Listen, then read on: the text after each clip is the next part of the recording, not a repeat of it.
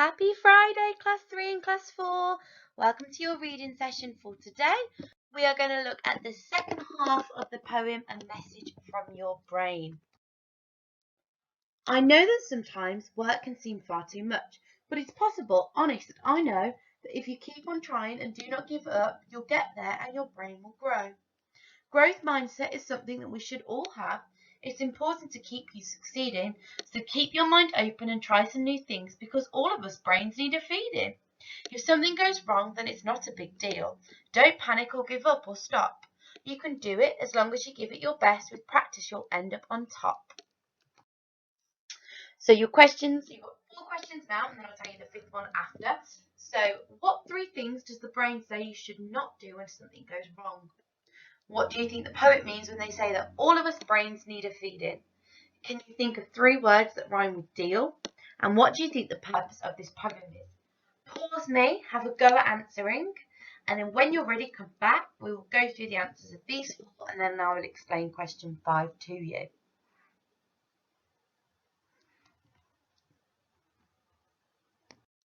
Okay, so question 1 was what 3 things does the brain say you should not do when something goes wrong? So the brain says you should not panic, give up, or stop. Number 2, what does the poet mean when they say that all of us brains need a feeding? So it means that they want you to try new things, and learning that feeds the brain with information. So you could have come up with any 3 words that rhyme with deal, but some common words that you might have come up with are meal, steal, seal, squeal, wheel, reel, feel, heal, peel, and kneel. What do you think the purpose of the poem is? Now, this is completely you. What do you think? But some things you might have thought was that it's helping children who find things difficult because it talks about learning things and working on things. It helps those with challenges and encourages them to keep trying. And it explains a little bit about growth mindset. Now, what I'm going to do is I'm going to read the whole poem to you as a whole. And while I'm reading it, I want you to think about, do you like this poem? Do you not like it? What do you like about it? What don't you like about it? Hello, it's me, the brain in your head. You can't see me, but trust me, I'm there. I'm hidden in bone, all cozy and warm. If I were out, the most people would stare. I wanted to pass on a message to you about learning and challenging and failing. I know that it's hard when you start a new thing. Who said learning was always plain sailing? Learning new things can be fun and exciting. New skills help you to change and grow. But sometimes new skills can be hard to pick up. Trust me, I'm a brain. I should know. I'm a bit like a muscle. I like to work out, exercising new thoughts and ideas. But the thought of a challenge should not make you sad or fill you up with panic and fear. I know that sometimes work can seem far too much, but it's possible, honest I know, that if you keep on trying and do not give up, you'll get there and your brain will grow. Growth mindset is something that we should all have. It's important to keep you succeeding. So keep your mind open and try some new things because all of us brains need a feeding. If something goes wrong, then it's not a big deal. Don't panic or give up or stop. You can do it as long as you give up your best. With practice, you'll end up on top. So question 5 is, did you enjoy the poem and why? So I'd just like you to write a little bit about whether you enjoyed the poem and why, and then email me at year4@redbrookhayes.staffs.sch.uk so I can find out what you thought about it. Okay, hope you all have enjoyed your reading this week and that you have a lovely weekend, and I will see you all next week. Bye! Good morning, Class 3 and 4. We are on Friday. It's the end of the week. So we are going to be finishing off our letters today. So make sure, well, if you're writing it all, then there's no need to put the date in the middle of your letter. That's absolutely fine. But before we get started on finishing that off, we'll do just another bit of fluency practice about our paragraphs, okay? So you can do this, you don't have to do it in your book where you last did your bit of writing because obviously you're writing your letter, but if you want to do it on the next page, that's absolutely fine. I'm just going to read this out and then we're going to think about a paragraph that you could write to replace, that could go before paragraph 1, okay? So we'll read what we've got here and then have a think about what could go before paragraph 1. Raj and Daisy giggled as the kite flew higher and higher. They ran towards the edge of the park, taking it in turns to hold the string until a sudden gust of wind blew it into the trees above them. With a gentle tug, Daisy tried to separate the kite from the branch it was wrapped around, but it was no use. "Oh no!" shouted Daisy. "It's stuck!" "Don't worry," replied Raj. "I'll get it." Gripping onto the tree trunk, Raj climbed up slowly. He pulled himself up into the thick branch and shifted along to get as close as he could to the kite. Carefully, he leaned forwards and reached out for the string, but he couldn't quite get hold of it. Shuffling further along, he grabbed the string and pulled it. The kite was finally free. All of a sudden, the branch cracked beneath him. Okay, so just take 5 minutes, no more. Have a look go. Can you write a short paragraph that could go before paragraph 1? So before this paragraph, what could have happened before then? Okay, so you're going to be using your inference skills here. So try and work out, or answer your prediction, what could have happened before this bit. Okay, seriously, you don't need to take forever on this. Just a couple minutes just to get yourself nice and warmed up, ready to finish off your letter today. Pause it now whilst you have a go, and then I've got an example I can share with you afterwards. Okay, so here's just an example of what could have been an answer. Raj and Daisy ran as fast as they could down the hill. They looked up as they caught sight of Raj's kite rising gracefully into the air. It looked fantastic. Okay, so that would have worked brilliantly before there. It makes sense, and it's in a chronological order, so that would have been fine. Okay, here we've got Laura, and she says the main theme of paragraph 2, this one here, is the branch. Okay, so she's saying that here, the second paragraph, the main theme of that is the branch. So have a little read of it. Do you think that's what the main theme is? What's the main idea that the author's trying to give the reader there? Is she correct? So the second paragraph is, with a gentle tug, Daisy tried to separate the kite from the branch it was wrapped around, but it was no use. So for that paragraph, do you agree with Laura that that main theme is the branch, or do you think it's something else? Have a little pause now and think about it, and then press play to discuss the answer. Okay, so I do not think Laura is correct, because the main theme of paragraph 2 is just Daisy. It's that action of Daisy trying to get the kite off the branch. The branch is part of it, but it's not the main theme.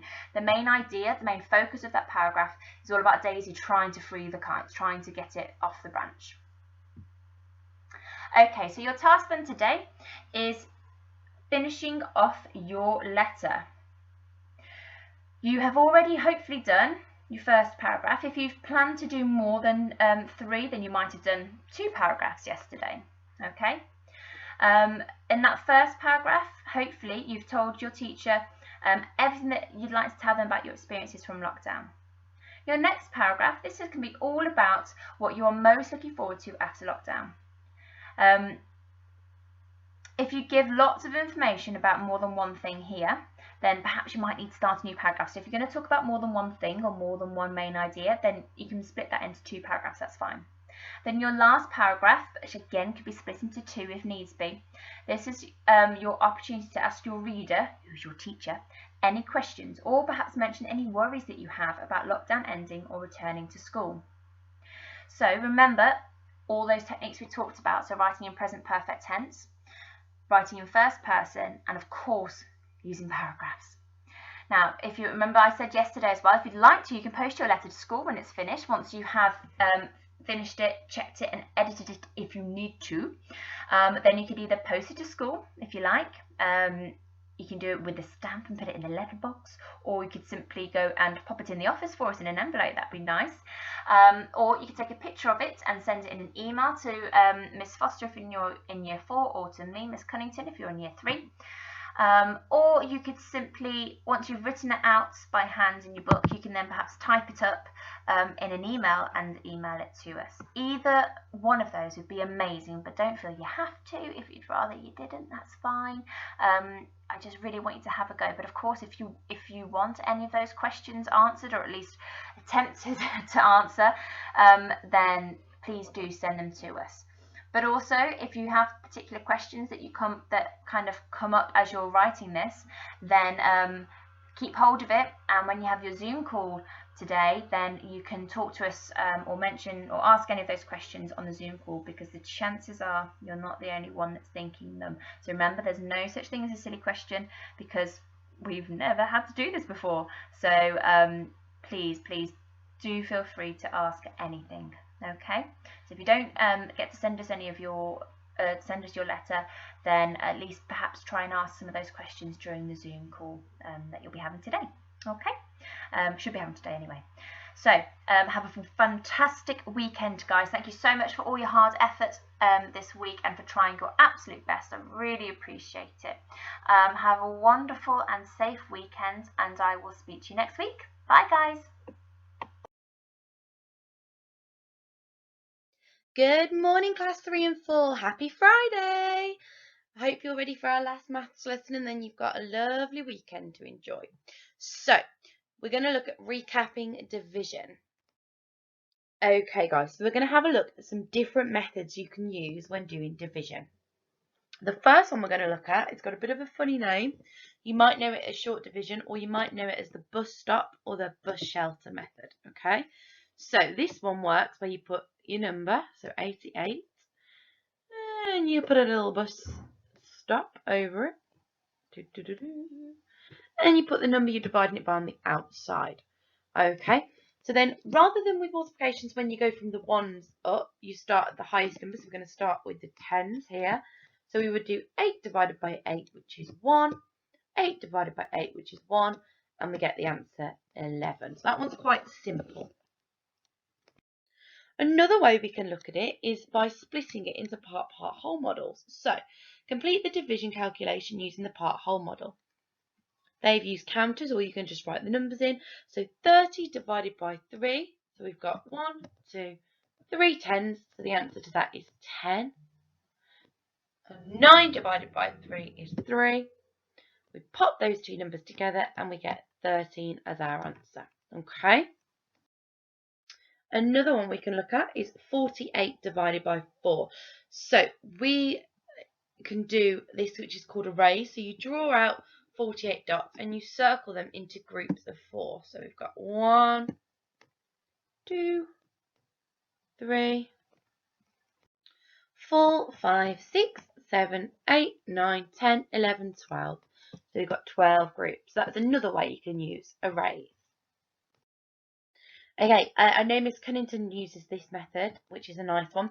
20 divided by 4. So you're going to pretend that you've got 20 matchsticks and you need 4 matchsticks to make a square. So you're going to do 1, 2, 3, 4, 5, 6, 7, 8, 9, 10, 11, 12, 13, 14, 15, 16, 17, 18, 19, 20.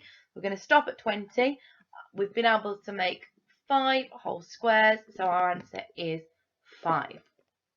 Similarly, if you're dividing by 3, you can do the same thing with triangles. So for this one, we've got 27 matchsticks, and we're going to see how many triangles we can make, and that will tell us the answer. So 1, 2, 3, 4, 5, 6. Sorry about my rubbish triangles. 7, 8, 9, 10, 11, 12, 13, 14, 15, 16, 17, 18, 19, 20, 21, 22, 23, 24, 25, 26, 27, 28, 29, 30. Oh, I've done too many there. I only did 27, so let's just rub that last one out. Okay, so we've got 1, 2, 3, 4, 5, 6, 7, 8, 9 triangles. So our answer to this one is 9. So it's quite a nice method to use as well. I want to look quickly again at the bus stop method though for this one, because this is when the number doesn't go exactly into it and we have to exchange. So let's have a little look. So 7 divided by 4 we can't do, but if we draw out 7 dots, 3, 4, 5, 6, 7, and we group them into 4s. We've got one group of 4 there, and we've got 3 left over. So we're going to put 1 there because we've got one group of 4, and we've got 3 left over. So we're going to put our 3 there. and then we do 32 divided by 4, which is 8. Okay, so your answer is 18. And okay, year 4, you're going to have to do some that are 3-digit numbers by 1-digit number. Year 3, you've not done this before, but if you want to have a go, as always, you are more than welcome to. For this one, I'm going to do the bus stop method, but you can choose any of the methods we've looked at so far when you're working them out. So if we have a look, 5 divided by 3 we can't do, but there is 1, 3 and 5, 2 left over. 21 divided by 3 is 7, and there are no 3's in 0, so the answer is 170. So that was a bit of a whistle-stop tour through division. So I'm going to pop these on the board now for you. You'll do it. You've got 5 2-digit by 1-digit questions, and the extra challenge is for year 4, 3-digit by 1-digit, but year 3, again, as always, you are more than welcome to have a go. You can use any different method you like that we've looked at. So you could use your bus stop, you could use arrays, you could use the squares, the triangles, the part whole model, just drawing out the counters. Whatever works for you is fine. So pause me while you look at this, and then we will go through the answers at the end, and we'll just look at your secure it now. So your secure it is which is the odd one out. So you've got A, B and C. Well, one of them is different. You need to tell me which one and why it's different. Okay, so I'm hoping everybody's had a go at their do it. So I'm going to put the answers on now. So number 1, the answer was 32. Number 2, the answer was 21. Number 3, 17. Number 4 was 12. Number 5 was 15. Number 1 and the extra challenge was 91. And number 2 was 238. Okay. If you've got 3 or more wrong, can you go back through the video, have a look at the methods, then come back and try some different methods, see if you can get the answer, and if you still can't, send me an email and we will go through it together. Finally, for your secure it, the odd one out was C, because it is representing 44 divided by 11, whereas the other two are representing 48 divided by 4. And I've just realised it's not representing 48 divided by 11. Miss Foster's had a blonde moment.